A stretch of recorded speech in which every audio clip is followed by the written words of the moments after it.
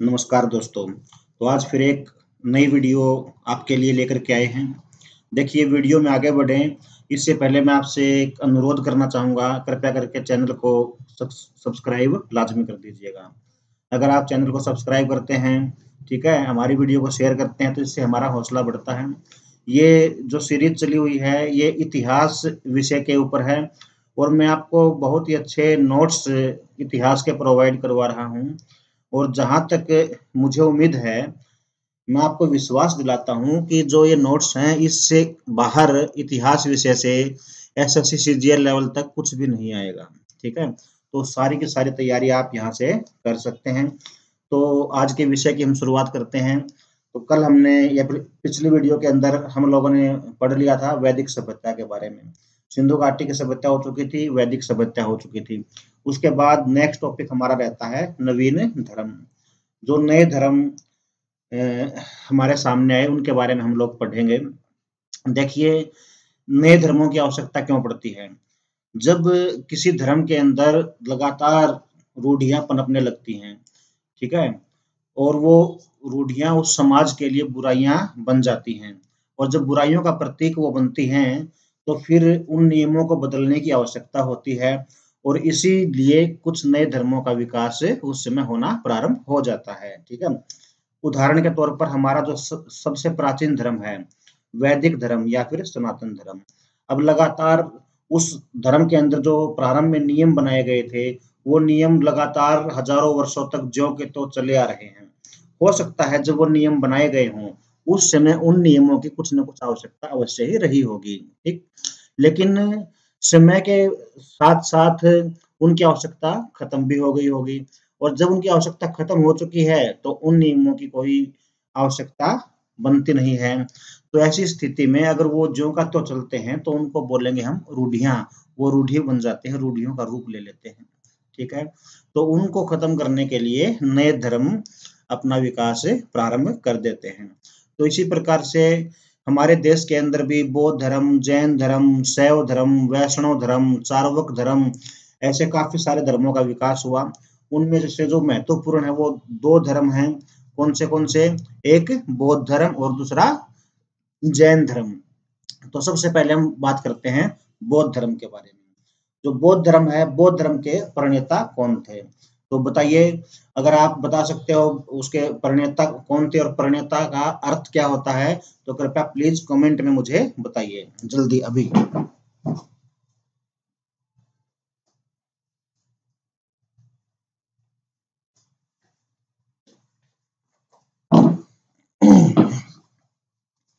तो प्रणेता का अर्थ होता है फाउंडर और फाउंडर कौन होता है? शुरू करने वाला या फिर शुरुआत करने वाला, ठीक है।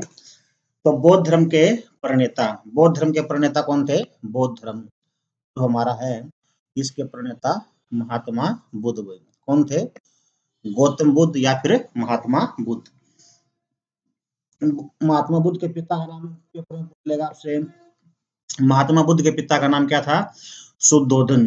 देखिए जो महात्मा बुद्ध के पिता थे राजा शुद्धोधन, ये शाक्य गण के मुखिया थे। ये भी इंपॉर्टेंट बात है, हमसे पूछ ली जाती है कि महात्मा बुद्ध के पिता कौन से गण के मुखिया थे। हम क्या बताएंगे? शाक्य गण के मुखिया थे। माता का नाम महामाया। उनकी माता का नाम क्या था? महामाया था, या फिर उसको और क्या बोल देते हैं? माया देवी भी बोल देते हैं। जन्म, महात्मा बुद्ध का जन्म 563 ईसा पूर्व में कपिल वस्तु के निकट लुम्बिनी नामक स्थान पर हुआ। ये भी इंपॉर्टेंट बात है। महात्मा बुद्ध का जन्म कहाँ पर हुआ था? लुम्बिनी में। लुम्बिनी कहाँ पर? कपिल वस्तु के निकट। महात्मा बुद्ध की मौसी का नाम क्या था? प्रजापति गौतमी बाई या फिर महाप्रजापति गौतमी। जो गौतमी है वो उनकी मौसी का नाम था। अब देखिए इतिहास के अंदर सिर्फ उन्हीं लोगों को याद रखा जाता है जो महत्वपूर्ण होते हैं। आम आदमी को कभी भी याद नहीं रखा जाता। अब इनकी मौसी का नाम आता है तो इसका अर्थ ये हुआ कि इनकी मौसी उस समय महत्वपूर्ण रही होगी। और वो किस प्रकार से महत्वपूर्ण रही? क्योंकि महात्मा बुद्ध के जन्म के पश्चात उनकी माता का देहांत हो गया था और उनकी माता के देहांत के बाद उनका लालन पालन उनकी मौसी गौतमी ने ही किया था, इसलिए ये प्रसिद्ध हो जाती हैं। तो मौसी कौन थी? प्रजापति गौतमी। अब पूछ लेगा महात्मा बुद्ध के बचपन का नाम। महात्मा बुद्ध के बचपन का नाम क्या था? सिद्धार्थ। जो सिद्धार्थ है वो महात्मा बुद्ध के बचपन का नाम था। विवाह भाई, महात्मा बुद्ध का विवाह 16 वर्ष की आयु में, कब हुआ? 16 वर्ष की आयु में। अब विवाह हुआ तो पत्नी भी होगी, तो पत्नी का नाम यशोधरा। महात्मा बुद्ध की पत्नी का नाम क्या था? यशोधरा था। पुत्र का नाम राहुल। ठीक है। जब महात्मा बुद्ध 28 वर्ष के हुए, यानी कि जब उनकी आयु 28 वर्ष थी, तो उनको एक पुत्र प्राप्त हुआ और उस पुत्र का नाम क्या रखा गया? राहुल रखा गया। ये पूछ लेता है कि महात्मा बुद्ध को कितने वर्ष की आयु में पुत्र की प्राप्ति हुई थी? तो 28 वर्ष की आयु में। ठीक है। फिर अगली घटना जो उनके जीवन में घटी, गृह त्याग। महात्मा बुद्ध ने 29 वर्ष की आयु में, कब भाई? 29 वर्ष की आयु में अपना घर छोड़ दिया था, गृह त्याग कर दिया था। अब ये भी पूछ लेता है कि महात्मा बुद्ध के गृह त्याग की घटना को किस नाम से जाना जाता है? महात्मा बुद्ध के गृह त्याग की घटना को महाभिनिष्क्रमण, किस नाम से जानते हैं? महाभिनिष्क्रमण के नाम से जानते हैं। फिर हमसे पूछ लेगा कि महात्मा बुद्ध को ज्ञान की प्राप्ति किस आयु में हुई? देखिए, महात्मा बुद्ध को ज्ञान की प्राप्ति 35 वर्ष की आयु में, कब? वैशाख पूर्णिमा के दिन। किस दिन हुई भाई? वैशाख पूर्णिमा के दिन। ये पूछ लेगा किस वृक्ष के नीचे हुई? तो पीपल वृक्ष के नीचे।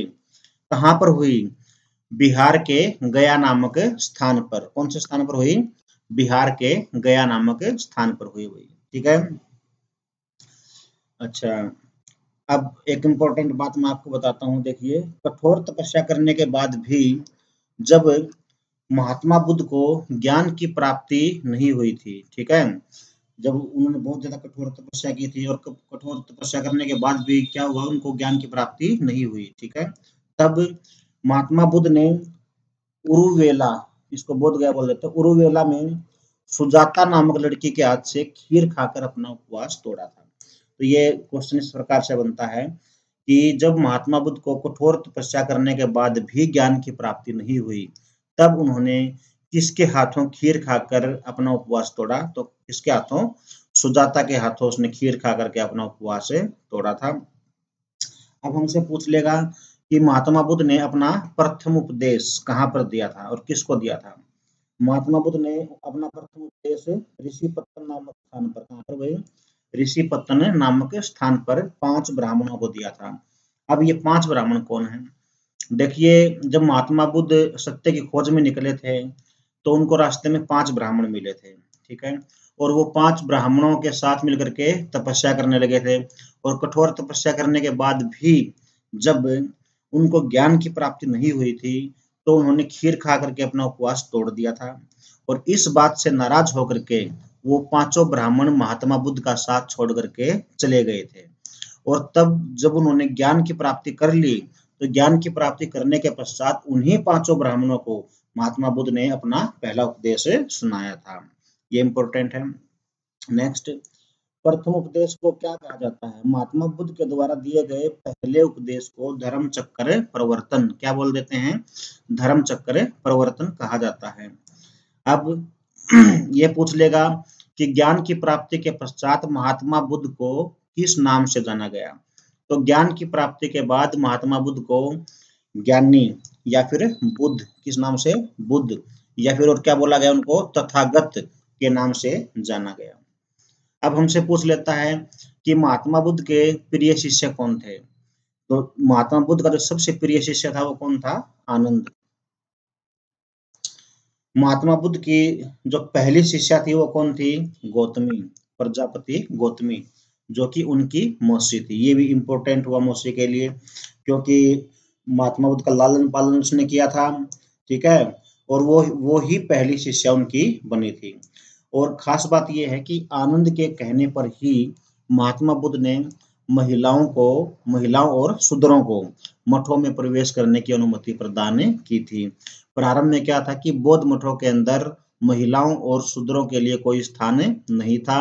अब महात्मा बुद्ध के कहने पर ही पहली बार उन्हें मठों में प्रवेश देना प्रारंभ किया गया। और ये महात्मा बुद्ध ने किसके कहने पर कहा था? आनंद के कहने पर। आनंद की सिफारिश पर महात्मा बुद्ध ने ऐसा किया था। महात्मा बुद्ध के घोड़े का नाम क्या था, ये पूछ लेता है भाई। महात्मा बुद्ध के घोड़े का नाम है पंथक, और महात्मा बुद्ध के सारथी का नाम चन्ना। महात्मा बुद्ध के सारथी का नाम क्या था, चन्ना था। ठीक है, ये सारी के सारी महत्वपूर्ण बातें हैं और आप लोगों को इनको अच्छे प्रकार से अपने नोटबुक में नोट करके याद कर लेना चाहिए। ठीक है, देखिए, आनंद के कहने पर ही बुद्ध ने स्त्रियों और शूद्रों को मठों में प्रवेश करने की अनुमति प्रदान की थी। महात्मा बुद्ध के भविष्यवक्ता कौन थे, जिन्होंने महात्मा बुद्ध का भविष्य बताया था, वो कौन थे, कालदेव थे। ठीक है, जब महात्मा बुद्ध का जन्म हुआ तो माता पिता ने कालदेव से इनका भविष्य पूछा था, और कालदेव बच्चे को देख करके बड़े ही आश्चर्य में पड़ गए थे। उन्होंने कहा कि महाराज, जिस घड़ी में ये बच्चा पैदा हुआ है, ऐसी घड़ी हजारों सालों के बाद एक बार आती है। ठीक है, और ऐसे संयोग हजारों वर्षों में एक बार बनते हैं। ये बच्चा बड़ा होकर के या तो एक चक्रवर्ती सम्राट बनेगा, और या फिर यह एक बहुत बड़ा संत बनेगा। ये जो भी बने, संत बने या सम्राट, संसार इसको युगों युगों तक याद रखेगा। ये बात किसने बता दी थी, कालदेव ने बता दी थी। अब देखिए, कोई भी माँ बाप ये नहीं चाहेगा कि उसका बेटा क्या बने, साधु संत बने। हर माँ बाप चाहता है कि उसका बेटा राजा बने। तो इसीलिए इस भय से कि कहीं उसका बेटा साधु न बन जाए, उन्होंने महात्मा बुद्ध का जो लालन पालन है वो बड़े ही ऐशो आराम के साथ करवाना प्रारंभ कर दिया। जो महात्मा बुद्ध है वो बहुत ही ऐशो आराम के साथ अपना जीवन यापन करने लगे। बचपन से ही उनको ऐशो आराम की आदतें डाल दी गई। ठीक है, लेकिन बाद में उनके जीवन में कुछ ऐसी घटना घटी कि जिसको देख करके उन्होंने अपना ग्रह त्याग कर दिया था। ठीक है, देखिए, घर छोड़ने के बाद महात्मा बुद्ध यानी कि सिद्धार्थ के प्रथम गुरु कौन बने, तो उनके जो प्रथम गुरु बने उनका नाम क्या था, अलार कलाम। ये उनके पहले गुरु थे। महात्मा बुद्ध ने अपने ज्ञान के प्रचार की भाषा कौन सी रखी, या फिर ये कैसे पूछ सकता है कि महात्मा बुद्ध के ज्ञान प्रचार की भाषा कौन सी थी, तो क्या बताएंगे, पाली। महात्मा बुद्ध ने अपने ज्ञान का प्रचार कौन सी भाषा में किया, पाली भाषा में किया। ठीक है, देखिए, महात्मा बुद्ध ने ये बताया था कि ये संसार दुखों से भरा पड़ा है, और दुखों का कारण क्या है, इच्छा व तृष्णा। ठीक है, हमारी जो इच्छाएं हैं, लालसाएं हैं, वासनाएं हैं, तृष्णाएं हैं, ये सब ही हमारे दुखों का कारण है। दुखों का नाश करने के लिए महात्मा बुद्ध ने अष्टांगिक मार्ग का अनुसरण करने को कहा है। ठीक है, उन्होंने कौन सा मार्ग बोला, अष्टांगिक मार्ग, जो एक मध्यम मार्ग है, न बहुत ज्यादा हार्ड न बिल्कुल इजी, बीच का मार्ग है अष्टांगिक मार्ग। उसको अपनाने के लिए महात्मा बुद्ध ने कहा है। ज्ञान प्राप्ति के उपरांत महात्मा बुद्ध ने 43 वर्षों तक धर्मोपदेश दिए। ठीक है, अपने मृत्यु तक लगातार वो उपदेश देते रहे ज्ञान प्राप्ति के पश्चात। ओके, सिर्फ वर्षा ऋतु को छोड़कर। वर्षा ऋतु में वो विश्राम करते थे, वो बाहर नहीं निकलते थे, उपदेश नहीं देते थे। उसको छोड़ करके बाकी पूरे साल वो उपदेश देते थे, और लगातार 45 वर्षों तक महात्मा बुद्ध ने ऐसे ही उपदेश दिए हैं। ठीक है, महात्मा बुद्ध ने जीवन का अधिकांश समय, लगभग कितने वर्ष, 25 वर्ष श्रावस्ती में व्यतीत किए, और यहीं पर उनके सर्वाधिक अनुयायी भी थे। ये पूछ लेता कि महात्मा बुद्ध ने अपने जीवन के सर्वाधिक वर्ष कहाँ व्यतीत किए, या फिर सर्वाधिक समय कहाँ व्यतीत किया, तो क्या बताएंगे, श्रावस्ती में। महात्मा बुद्ध के सर्वाधिक शिष्य कहाँ पर थे, वो भी कहाँ थे, श्रावस्ती में थे। बुद्ध की मृत्यु कितने वर्ष की आयु में हो गई, 80 वर्ष की आयु में। कब, 483 ईसा पूर्व में। कैसे हुई, चुंद नामक एक कर्मकार था, उनका रसोइया था, काम करने वाला था, उसके हाथों शुक्र का मांस खाने के कारण कुशीनगर में महात्मा बुद्ध की मृत्यु हो गई।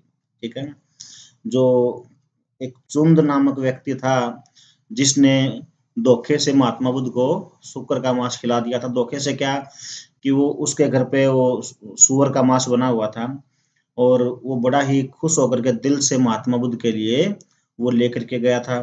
महात्मा बुद्ध उससे मना नहीं कर सकते थे। अब समस्या यहाँ आती है, या फिर सवाल ये उठता है कि सुअर का मांस खाने से क्या कोई व्यक्ति मर सकता है, क्योंकि वो तो उस कर्मकार चुंद ने भी खाया होगा, और उसके परिवार वालों ने भी खाया होगा जब उनके घर पर बना था।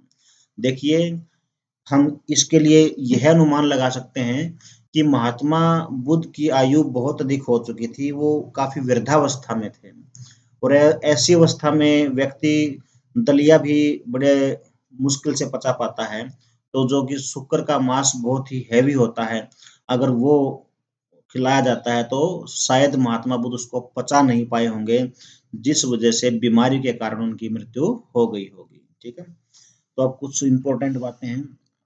देखिए, महात्मा बुद्ध के जीवन में कुछ घटनाएं घटित हुई थी, महत्वपूर्ण घटनाएं। ठीक है, और उनके कुछ प्रतीक हैं, ये भी पूछ लेता है, तो वो देखते हैं। माता के गर्भ में आना, ये पूछ लेगा आपसे कि महात्मा बुद्ध के माता के गर्भ में आने का प्रतीक क्या है। महात्मा बुद्ध जब अपनी माता के गर्भ में आए तो उसका प्रतीक किसे माना जाता है? हाथी को भी। क्या है उसका प्रतीक? हाथी। अब महात्मा बुद्ध के जन्म का प्रतीक, महात्मा बुद्ध के जन्म का प्रतीक किसे मानते हैं? कमल का फूल। किसको? कमल का फूल। और दूसरा प्रतीक क्या है? सांड भाई। कमल के फूल को ही मान लेते हैं और दूसरे किसको मानते हैं? सांड को मानते हैं। नेक्स्ट, ग्रह त्याग। महात्मा बुद्ध का जो ग्रह त्याग की घटना है उसका प्रतीक क्या है? घोड़ा भाई। और महात्मा बुद्ध के घोड़े का नाम क्या था? कंथक। ठीक है, ये पूछ लेगा कि महात्मा बुद्ध की ज्ञान प्राप्ति का प्रतीक किसे माना गया है?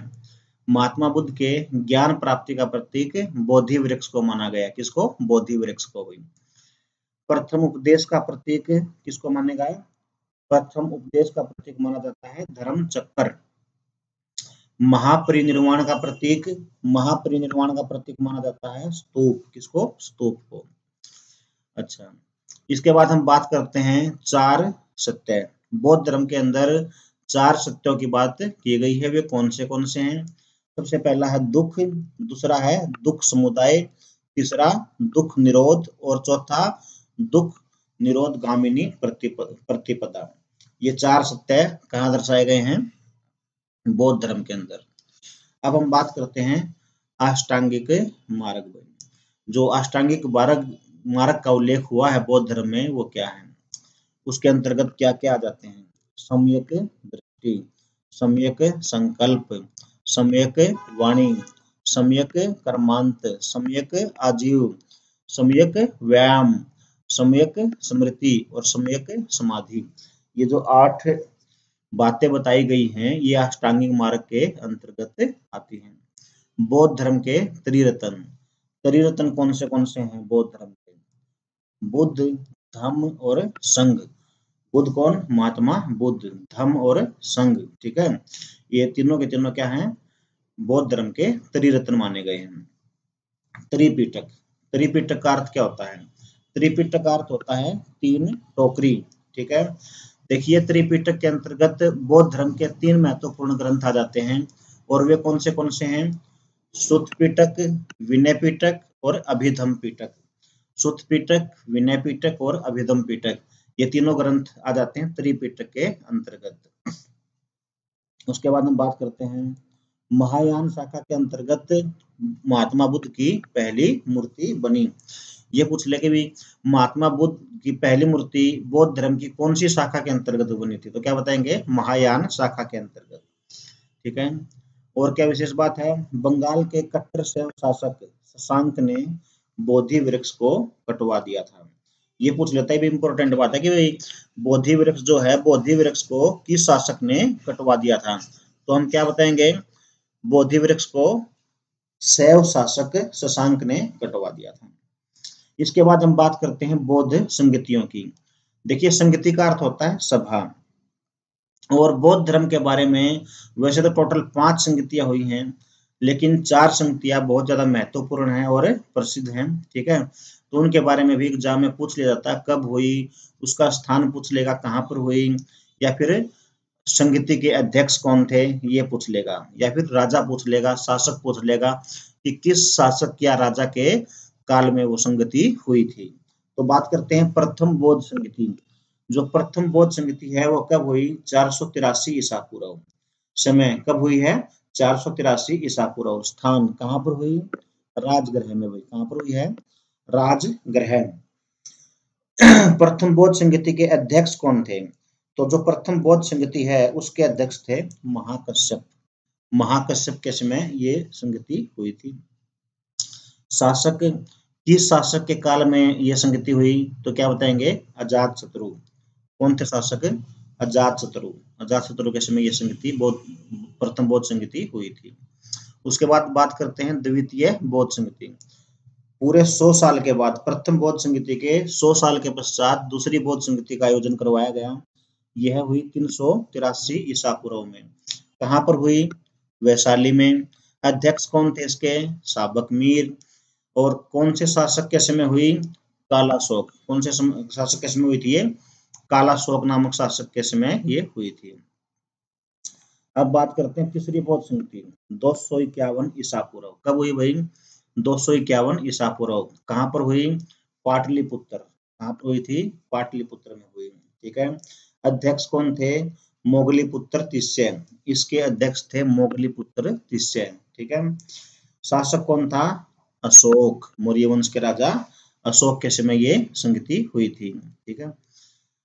चौथी बौद्ध संगति ये हुई ईस्वी की प्रथम शताब्दी में। कब हुई है, ईस्वी की प्रथम शताब्दी में। कहाँ पर हुई, कुंडलवन। कुंडलवन पड़ता है आपका कश्मीर में। अध्यक्ष कौन थे इस संगति के, चौथी बौद्ध संगति के अध्यक्ष वसुमित्र। कौन थे भाई, वसुमित्र। और इसका उपाध्यक्ष भी था अशोक घोष। अशोक घोष को उपाध्यक्ष बनाया गया था। कौन से राजा के शासनकाल में हुई थी, कनिष्क। कनिष्क के शासनकाल में ये बौद्ध संगति हुई थी। नेक्स्ट, चौथी बौद्ध संगति के पश्चात बौद्ध धर्म 2 भागों में विभाजित हो गया था। और वे 2 भाग कौन से थे, हीनयान और दूसरा कौन सा था, महायान। बौद्ध धर्म के अनुसार मोक्ष प्राप्ति के लिए मृत्यु का होना आवश्यक नहीं है, अर्थात व्यक्ति जीवित रहकर भी मोक्ष प्राप्त कर सकता है। ठीक है। मोक्ष इस जीवन में भी संभव है, ये बौद्ध धर्म का मानना था। बौद्ध धर्म मृत्यु को महापरिनिर्वाण मानता था। मृत्यु क्या बोला गया है इस धर्म के अंतर्गत, महापरिनिर्वाण। बौद्ध धर्म पुनर्जन्म में भी विश्वास करता है। क्या बौद्ध धर्म पुनर्जन्म में विश्वास करता है, यस करता है। अब एक दो और इम्पोर्टेंट बातें हैं, जैसे चार्वाक धर्म।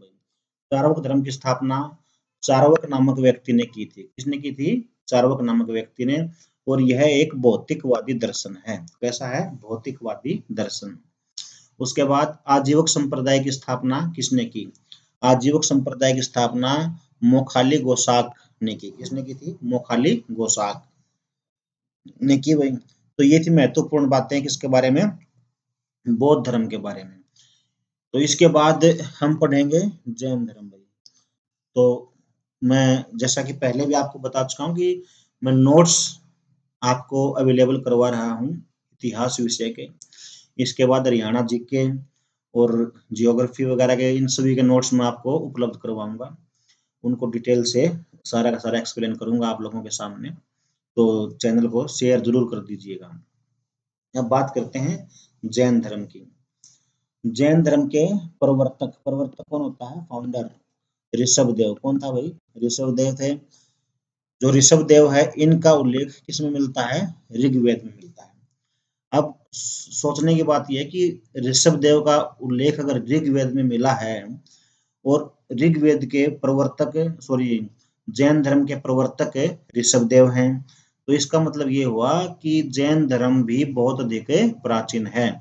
यह बौद्ध धर्म से भी ज्यादा पुराना है। जैन धर्म की उत्पत्ति जिन नामक शब्द से हुई। कौन से शब्द से हुई है, जिन। और जिन शब्द का अर्थ होता है विजेता। इस शब्द का अर्थ क्या होता है, विजेता भाई।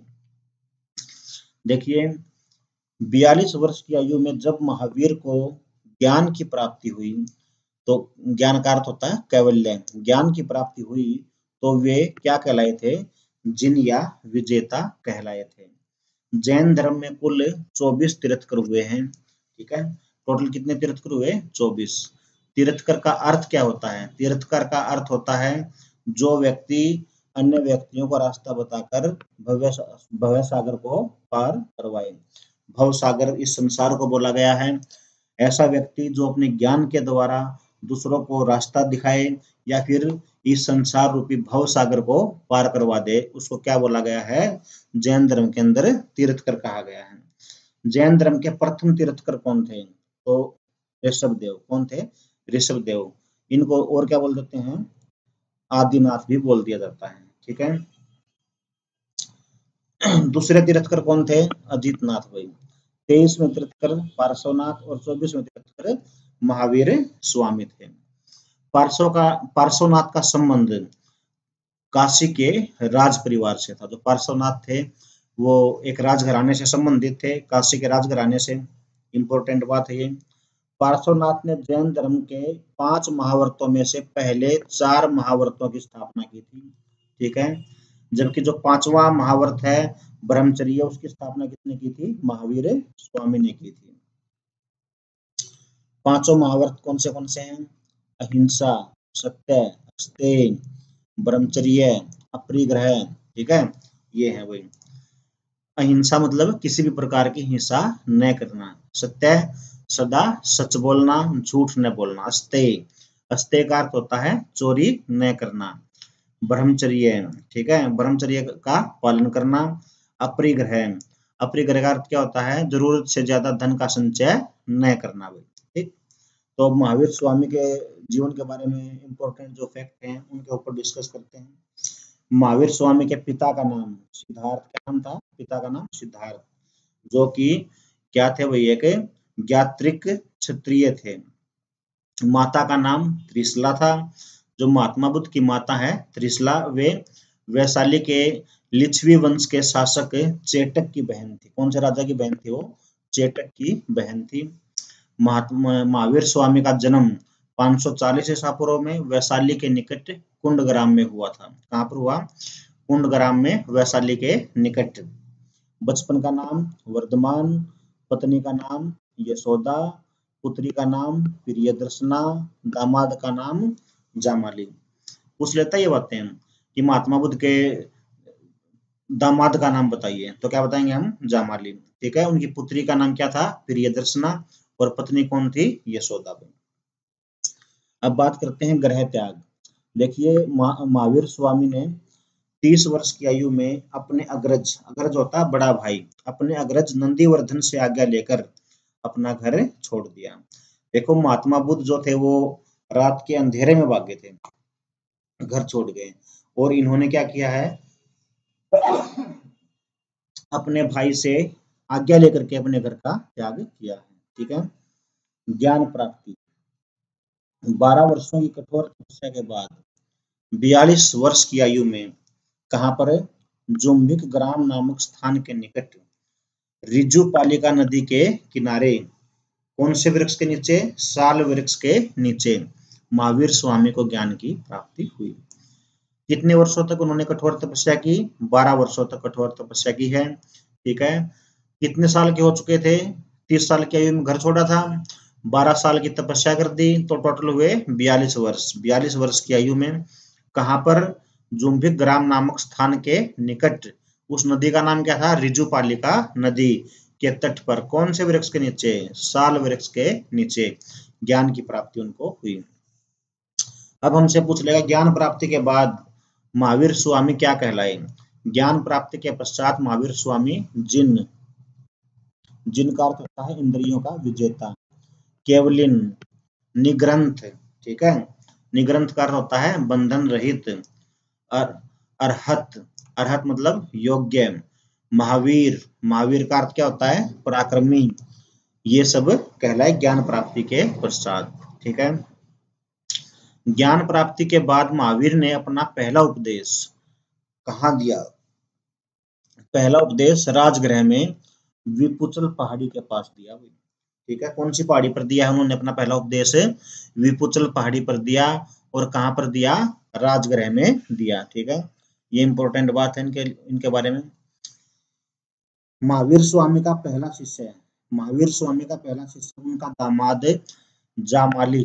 क्या नाम? जामाली या फिर जामिल बना। ठीक है। ये उनके पहले शिष्य बने। अब हम बात करते हैं चंपा नरेश दधिवाहन की पुत्री चंदना इनकी प्रथम शिष्या बनी। पहली शिष्या कौन थी? चंदना। चंदना कौन थी? चंपा के राजा दधिवाहन की बेटी थी। ठीक है, ये उनकी प्रथम शिष्या या फिर प्रथम भिक्षुणी बनी। ठीक, उसके बाद हम बात करते हैं महावीर स्वामी के धर्म प्रचार की भाषा।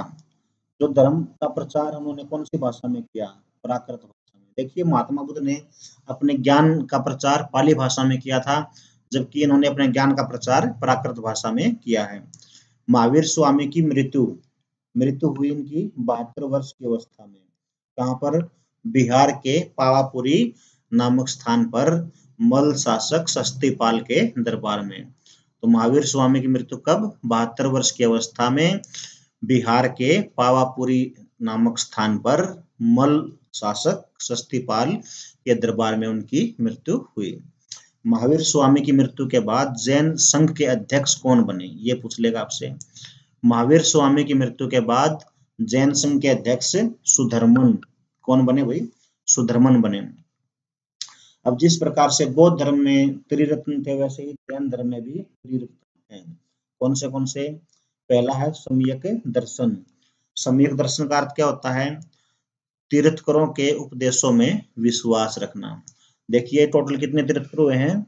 24। और ये क्या कहता है सम्यक दर्शन? ये जो तीर्थकर हैं उनके उपदेशों में विश्वास रखिए। दूसरा क्या है? सम्यक ज्ञान। सम्यक ज्ञान का अर्थ क्या रहेगा? जैन धर्म के सिद्धांतों का ज्ञान। और तीसरा है सम्यक चरित्र। सम्यक चरित्र का अर्थ अच्छे कार्यों को करने का निर्देश। ठीक है, अब हम बात करते हैं जैन संघ में विभाजन हुई। देखिए, महावीर स्वामी की मृत्यु हो गई। महावीर स्वामी की जो मृत्यु है उसके पश्चात आगे चल करके जो जैन धर्म के अनुयायी थे उनमें आपस में मतभेद होना प्रारंभ हो गया, और जो मतभेद हुए उसकी वजह से यह धर्म 2 भागों में विभाजित हो गया। और वे 2 भाग कौन से थे? पहला दिगंबर और दूसरा श्वेतांबर। श्वेतांबर जो थे वो सफेद वस्त्र धारण करते थे, और दिगंबर जो थे वो नग्नावस्था में रहते थे। ठीक है, जो दिगंबर है, दिगंबर के प्रतिपादक कौन थे? भद्रबाहु। और श्वेतांबर के प्रतिपादक स्थूलभद्र। ठीक है, तो ये 2 इनके बड़े नेता थे। दिगंबर की स्थापना भद्रबाहु ने कर दी और श्वेतांबर की स्थापना स्थूलभद्र ने कर दी थी। अब हम बात करते हैं प्रथम जैन संगति हुई। प्रथम जैन संगति 300 ईसा पूर्व कब हुई है? 300 ईसा पूर्व में हुई। प्रथम जैन संगति के अध्यक्ष कौन थे? प्रथम जैन संगति के अध्यक्ष स्थूलभद्र। कौन थे? स्थूलभद्र। आयोजन स्थल यानी कि प्रथम जैन संगति का आयोजन कहाँ किया गया? तो क्या बताएंगे? पाटलिपुत्र में किया गया। इस संगति के कारण जैन धर्म 2 शाखाओं में विभाजित हो गया था। देखिए, ये पूछ लेगा आपसे कि भाई कौन सी जैन संगति के पश्चात जैन धर्म 2 भागों में विभाजित हुआ? तो क्या बताओगे आप? पहली जैन संगति के बाद। कौन से थे वो 2 भाग? दिगंबर और श्वेतांबर। दूसरी जैन संगति 512 ईस्वी, ये कब हुई है? 512 ईस्वी में। पहले 300 ईसा पूर्व, यानी कि 812 साल का जो गैप दोनों के बीच में हो गया है। अध्यक्ष कौन थी संगति के? देवाधिधर्मिणी अक्षमाश्रमण। दूसरी बौद्ध संगति के अध्यक्ष देवाधिधर्मिणी अक्षमाश्रमण। आयोजन स्थल वल्लभी कहाँ पड़ता है? गुजरात में। ठीक है भाई, नेक्स्ट। अब हम बात करते हैं जैन धर्म को क्या कहा जाता है? आगम भी कहा जाता है। जैन धर्म को आगम भी कहा जाता है। भद्रबाहु ने कल्पसूत्र की रचना की। कौन सी पुस्तक की रचना की है इसने? कल्पसूत्र। ये मैं पहले भी आप लोगों को बता चुका हूँ, शायद आपको याद भी होगा इसके बारे में। अब हम बात करते हैं जैन धर्म के प्रमुख तीर्थकर और उनके प्रतीक। जैन धर्म में भी कुछ महत्वपूर्ण तीर्थकर हुए हैं और उनके कुछ प्रतीक थे। ये एग्जाम के अंदर पूछ लिया जाता है। ठीक है, ऋषभदेव पहले तीर्थकर थे। ऋषभदेव के प्रतीक कौन था भाई? बैल या फिर वृषभ। जैन धर्म के अंतर्गत अजितनाथ का प्रतीक क्या था? हाथी। ठीक है, नेमिनाथ के प्रतीक नीला कमल। अरिष्टनेमी के प्रतीक शंख। पार्श्वनाथ का प्रतीक क्या था? सर्प फण। जो सर्प का फण होता है वो पार्श्वनाथ का प्रतीक था। महावीर स्वामी का प्रतीक क्या था? सिंह। या फिर शेर, ये महावीर स्वामी के प्रतीक थे भाई। ठीक है, तो ये था अपना टॉपिक कौन सा, जैन धर्म का। तो बौद्ध धर्म और जैन धर्म दोनों हो चुके हैं। इसके बाद नेक्स्ट टॉपिक हमारा रहेगा मगध का साम्राज्य। मगध के साम्राज्य के अंतर्गत कौन से वंशों ने शासन किया है, उन वंशों में कौन से राजा हुए। ठीक है, तो इन सब के बारे में हम लोग डिस्कस करेंगे। और यहाँ तक अगर आपने वीडियो को देखा है तो प्लीज चैनल को सब्सक्राइब कर लीजिए, ताकि आने वाली वीडियो का लिंक आपको मिल सके। धन्यवाद।